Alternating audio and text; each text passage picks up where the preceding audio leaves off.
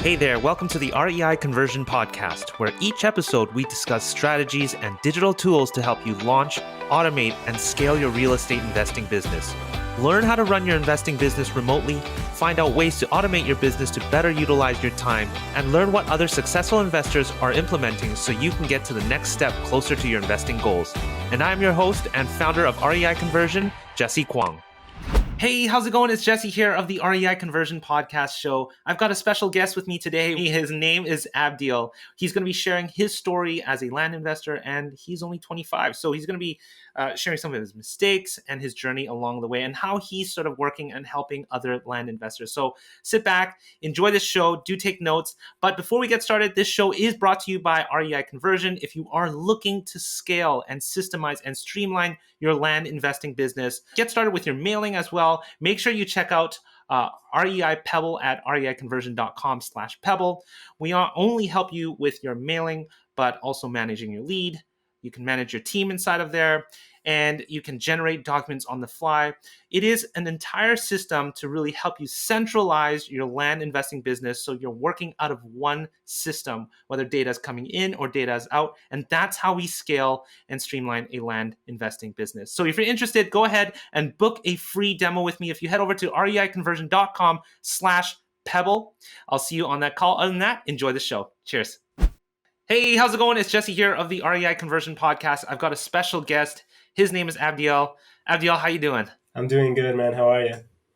I am doing very well. So I actually was brought to you through your team over at Land Investor Pros, and had a chat with William. Wanted to see, to bring one of you guys on to kind of have a chat in terms of what you guys are doing. And Willie pointed me over to you, and I know you're sort of involved with the team over there. And one of the really cool things here is that you're definitely one of our younger guests, being at 25 years old and a land investor and helping other land investors get scaled up. It's pretty amazing to see all of that. So, Yeah. Abdiel, I'd love to sort of just open up this as a conversation and sort of hear a little bit about your story as a land investor and what you're doing. So, first of all, I guess give us a little background story. How did you get started with land investing or land flipping? Well, I honestly, I changed. I was in school. I was in college, and I switched my major from engineering to business, and I started looking into other business stuff. I found land investing just online, just while Googling stuff, because of one of the classes that I had to take. And you know what? I just got intrigued by land investing, so I started researching on like Land Geek or RE Tipster and stuff like that, and just a bunch of stuff. And then honestly, I just jumped in. I took the sending out letter campaigns approach, and my first mailer was a total bust. And then after that, I started learning more. So like 4 or 6 months later, after just doing this kind of part time, just kind of like a side gig and just trying it out, I had 4 deals go through pretty much, and I think like I had like 2 pending or something like that. And honestly, I thought I was doing really well. Then I met through a friend of mine. I met Aaron, and he at the time he had been doing land investing for over a year or more, and he had a scaled business. So we started chatting when we were just like at dinner one time with our friends, and we just took the conversation in the land investing route, and it never came back the other way. So he started coaching me and mentoring me, and then he showed me the land flipping formula, like Paul and Willie's course and stuff. So after that, I just like, started scaling my business a lot easier. And yeah, I mean, from that point on, it's just been easier getting more deals right now to where I'm at from where I was before. I guess, looking at like, 5 or, 10 deals depending on the week or so like that. Wow. One of the things I want to touch on is the fact, I know you mentioned you got your first mailer out and it was a total bust, but I think there's a really key point there is the fact that you like took action. Because I know and we did an episode not too long ago about taking action and sort of over analyzing or analysis paralysis, whatever you want to call it. Yeah. Can you share a little bit about that? I know, like, we bring on a lot of people that sort of share about, like, all the wins they make. On the realistic side, I mean, I made There's a a lot of bunch of horrible mistakes when I Mhm. first got started. What happened? What sort of made that bust, and how did that sort of all conclude? Did it push you away from land for a little bit? Can you sort of tell us a little bit about that?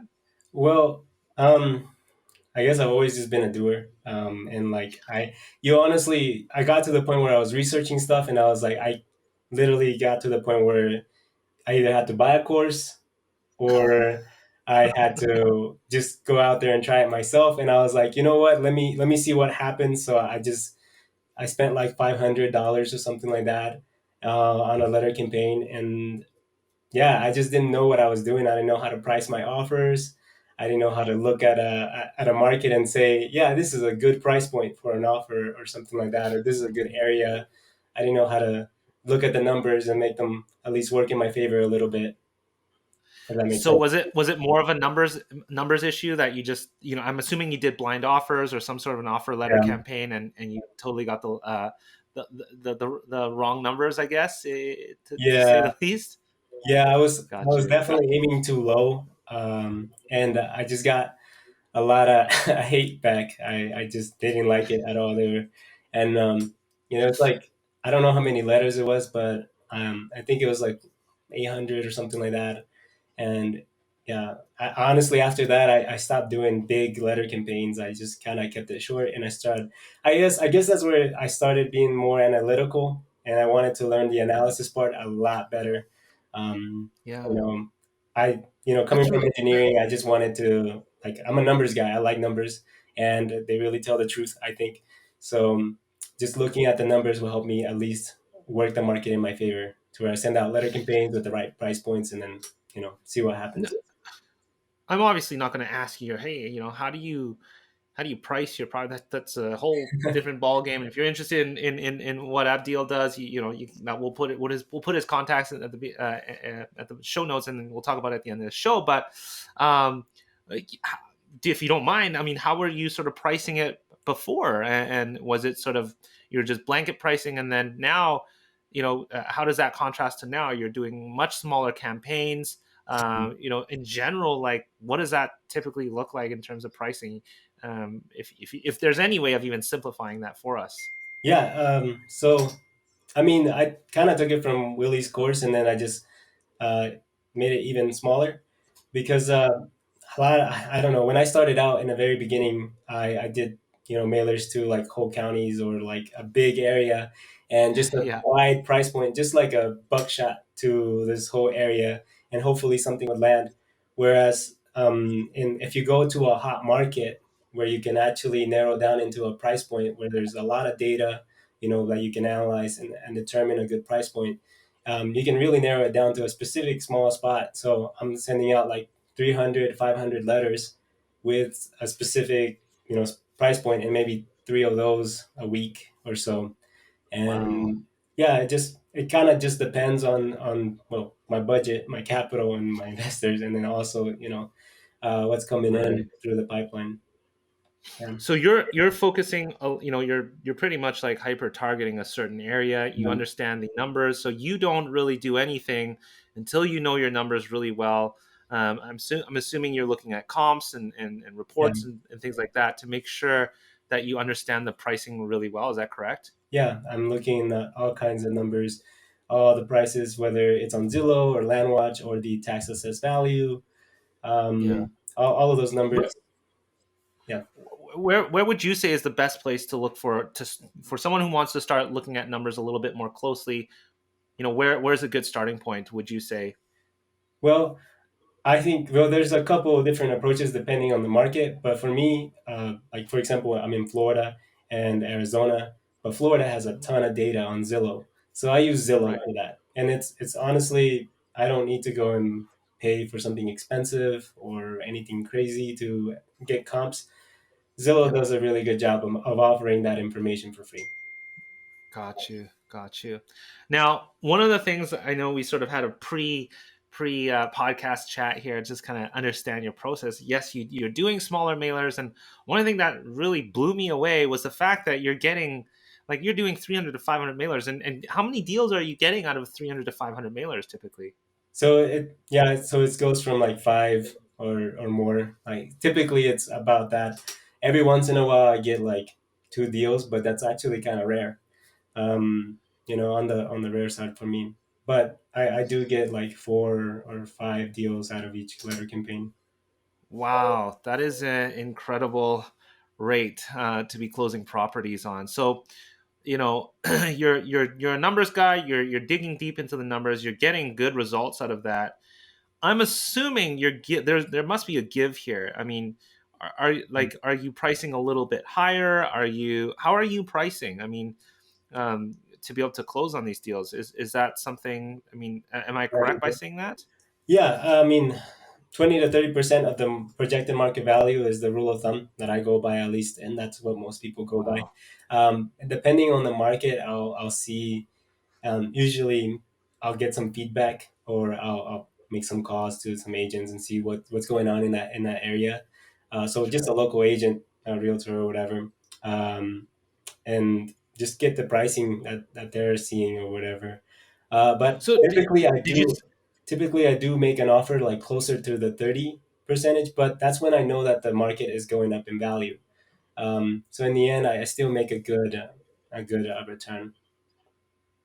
Yeah. Can you sort of repeat what you said about real estate? Did you say you'd also have a conversation with a real estate agents to Yeah, kind of get an understanding of the market value there? yeah. So I'll just give a call and see who answers and see if they can give me some information. Honestly, they Yeah, would know better than I do, and yeah, it's always good. And I actually teach that to I guess my students, the partnerships that I go into, the coaching that I do. Yeah, yeah. it's just to give a call. Honestly, it can help a lot to determine to help you determine a good price point, or get a good gauge of what kind of market this is. So you're literally looking at the comps nearby or properties nearby that are for sale. You're Mhm. reaching out to the agents to kind of dig a little bit more information on the value of that property and sort of be able to piece the pieces Right. together. Is that right? Right. Yeah, and like I said before, I do sometimes offer a little bit higher or outbid someone. Typically, because if there's in most of the markets where I'm at, there's a lot of big fish, I guess you could say. So if they want Yeah. that property, it's for a reason, and if they're willing to pay a little bit above, it's for a good reason as well. So, kind of rule of thumb there as well, but it's worked out pretty well for me. Yeah, yeah, and I mean, you're working in out of some of the most busiest states. I mean, a lot of people that I chat with always get concerned with the fact that like, hey, like, where's like the new, like, where's a good county where, so on and so forth. But you're another one of my guests here that have talked about the county that they worked out of or the states that they worked out, and you worked in a pretty busy area. I mean, Yeah. what are your thoughts about that? I mean, you just mentioned you're up against so-called bigger fish. Yeah. Um, what are your thoughts in terms of competition and working in those busy areas? Well, I think there's enough for everyone. Um, Either way, I think people will take what they're offered if you make a good offer, right? Yeah, And I mean, I've been outbid, and I've had people. I've literally had one person just blatantly not talk to me and not accept my offer after they said they would. Um, and then I found out later that they had accepted somebody else's, which was only $1,000 more than what I had offered them.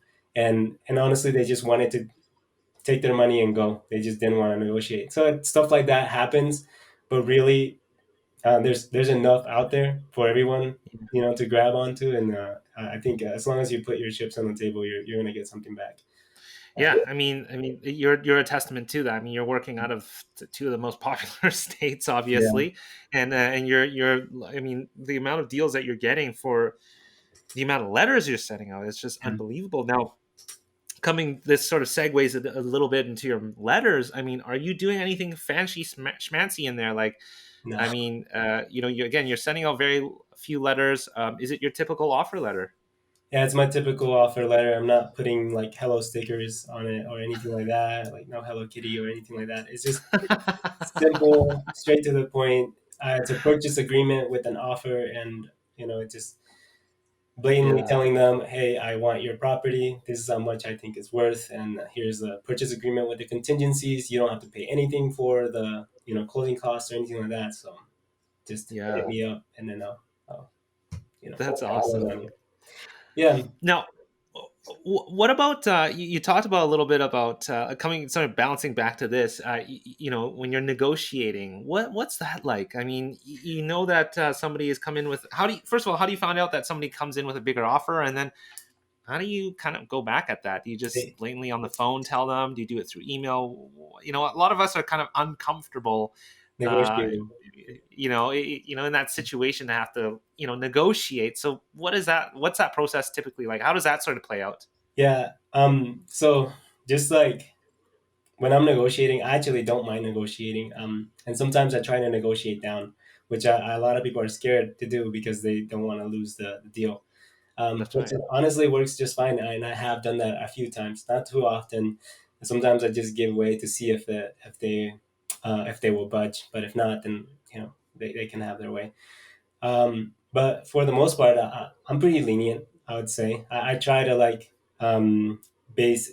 I'll do my due diligence right and on the property and so on, and I'll let them know my basis for giving them the offer. If they want more, I'll let them know.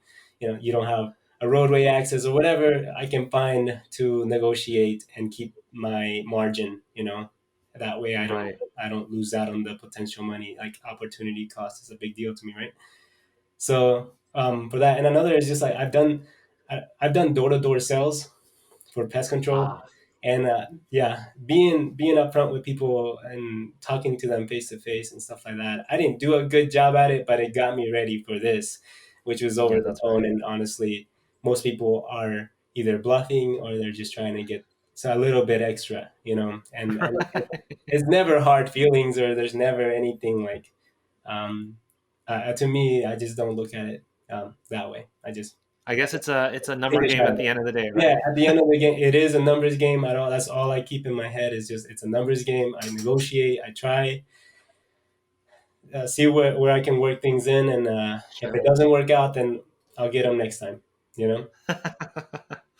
Abdiel, obviously you have found success, and I want to talk about sort of how you're working with land investors. But actually, before I get to that, um, aside from that big bust you had with your first mailing campaign, what would you say is probably your biggest learning situation or biggest mistake that you sort of learned from that others, who are getting started or ramping up or scaling can sort of take away from that? Is there anything that comes to mind? Anything that sort of pops in that you can advise on other land investors on?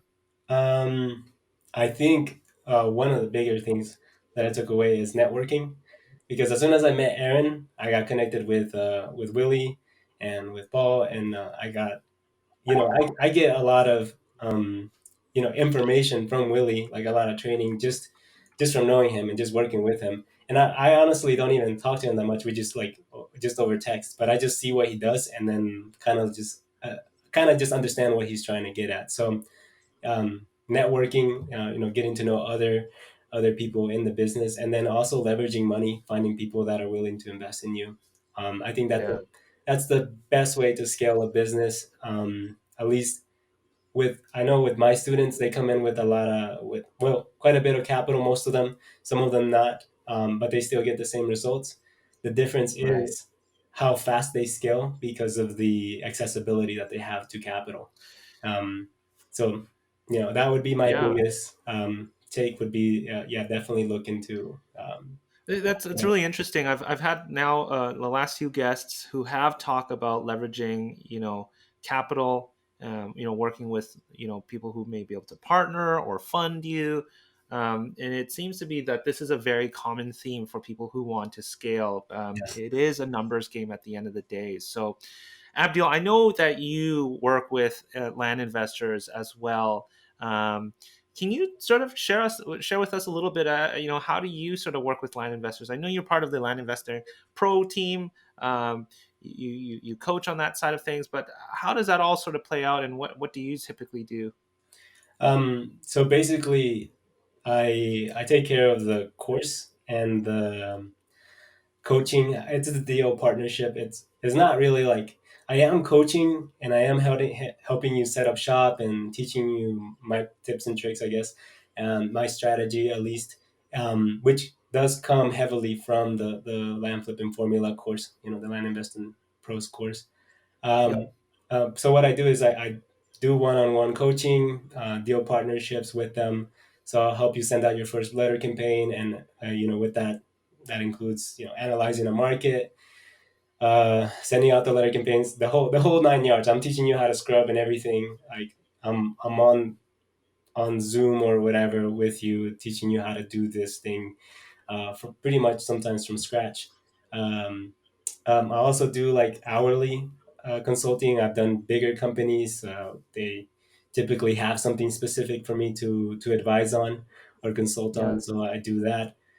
And then just people messaging me to get either access to our course or start on Now, a deal partnership. coming back to partnering, how does that typically work? Do you just typically fund that deal, or what do you typically? How do you get involved with partnering? Okay, so most of the time it's there's an entrance fee, I guess you would say, because you get the course with the partnership. And then, Gotcha. so it's basically coaching and the training from the course. You get access to the course, and then we jump into this deal partnership for a letter campaign that I'm going to help you send out. And typically, I'm helping you at least get 5 or 6 properties from one letter campaign. But we're only doing one where I have some skin in the game, at least where I have some incentive.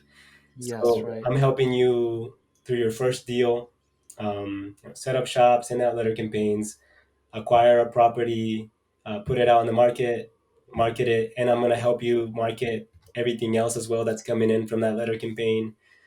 And then once your first property sells, I mean, we take 50-50 each. And then from that point, Awesome. it's kind of on, per hourly basis after that. Yeah. Yeah, that's awesome. I think it's always great to have somebody, walk you through those first few steps. I surely wish I did something like that early on. And I think more importantly is having somebody who's also able to help you leverage capital, like you said, Yeah. is super important, especially when you're getting ready to scale. You may not have as much capital to get started, but it's really interesting. And in the land space, I find that I've brought other guests on. You may have heard of Travis or Reed. Mhm. They actually are land investors, and then just like Abdiel here, you guys are helping with the due diligence, or you're helping to look at properties to approve or not. So it's really interesting the way that funding is kind of working out in the land space, and it's good to see that kind of movement. So Abdiel, is there anything that I missed here that actually, if people want to get in touch with you, what's the best way? Is it through Facebook? Is it email? Should we drop your email in the show notes? What's the best way Yeah. if people want to get in touch with Email you? is good. I'm always on email and Facebook as well. Um, I mean, you guys can join the land flipping formula group. It's free to Yeah, access, and then just my email. It's aherrera at landinvestingpros.com. Uh, awesome. you can reach out to me. And do check out the past episode with Willie G as well. We've had him on here as well. Willie's a good friend of ours. It's been a long journey, seeing where he's come from and Yeah, seeing who he's worked with. Willie's a month. He's always a quiet ninja, always like doing his thing on the Yeah, side. We never know what he's yeah, up to. So I literally. know what you're talking about when you're saying, "Hey, I just shot him a text, and that's how we keep in touch." Yeah, It's kind of a touch and go situation with I Willie, but never I never know what he's up to, and it's really honestly it's kind of funny. I just seeing what he does, and like he has yeah, other things. I know he's doing other things besides land investing. yes, I yeah. think And he's a pretty active guy in yeah, life and work and business. So,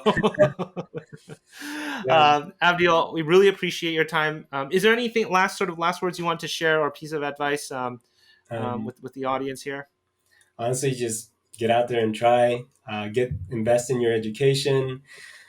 Yeah. Spend some time learning how to do this, and of course, every failure only leads you to a success. Honestly, so I think that's It's absolutely true. I mean, you're a testament to that. You went heads in, got a burner of a mail out there, and you learn from that. So it's always great to see others who take action. And I hope those of you that are listening, if they're going to get anything out of this, look at what Abdiel has done, and see where he's gotten at such a young age as well. I wish I started that early.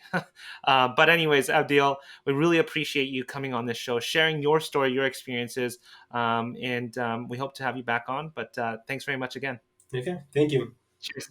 Cheers. Bye. Before you stop this podcast or head to the next episode, I want to personally thank you for listening to this episode of the REI Conversion Podcast. If you found this helpful, we'd greatly appreciate an awesome review and rating on whichever platform you're listening to this on. And if you have 2 minutes and wanted to step it up even more and help others, feel free to share this in other Facebook groups or pages or any communities, giving others a heads up of the REI Conversion Podcast or this specific episode that may help them on their investing journey. Once again, thanks very much for listening, and catch you on our next episode.